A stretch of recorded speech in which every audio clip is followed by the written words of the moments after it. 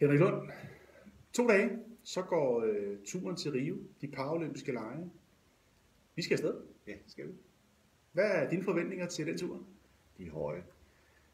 Jeg glæder mig rigtig, rigtig meget til at komme over og se de paralympiske lege. Jeg har aldrig set det live. Jeg har set det i fjernsynet, så de er tårnhøje. Så jeg glæder mig rigtig, rigtig meget til det. Men når jeg siger Rio, hvad tænker du så?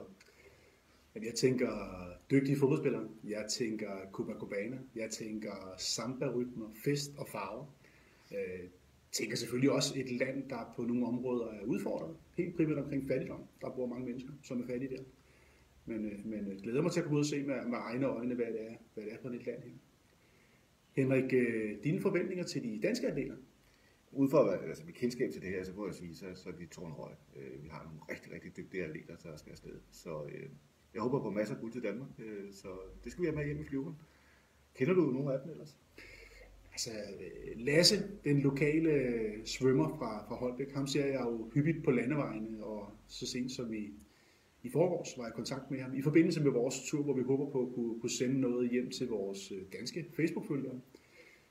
Så er der Peter, bordtennisspiller, har jo taget havmedalje til Danmark tidligere, og en super dygtig bordtennisspiller.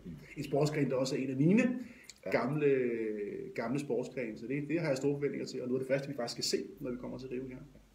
Så er der Daniel Wagner, kongen af Vejle, som udfordrer alt og alle, super dygtig til atletik, springer pokkers langt i længdespring og løber rigtig stærkt.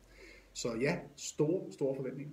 Ja. Men Henrik, jeg tror tid er, at skal vi ikke bare sige, kom hjem, pak kufferten og finde solcreme frem? Ja, klar. Det er også klart. Vi ses. Vi ses i Rio.